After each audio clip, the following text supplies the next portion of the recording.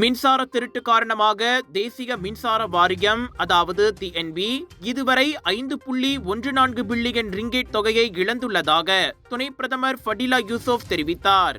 2020 முதல் 2025 வரை நடத்தப்பட்ட 91 சிறப்பு சோதனைகளில் 14,489 இடங்கள் பரிசோதிக்கப்பட்டதில் 85 வளாகங்கள் மின்சார திருட்டின் பாதிப்புக்குள்ளானவை என உறுதிப்படுத்தப்பட்டது.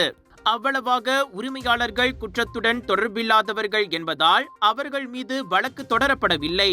வீடு மற்றும் தொழில் வளாகங்களை வாடகைக்கு விடும் உரிமையாளர்கள் கவனமாக இருக்க வேண்டும் எனவும் மின்சார இணைப்புகள் வாடிக்கையாளர்களின் பெயரில் மட்டுமே எடுக்கப்பட வேண்டும் எனவும் வலியுறுத்தப்பட்டது.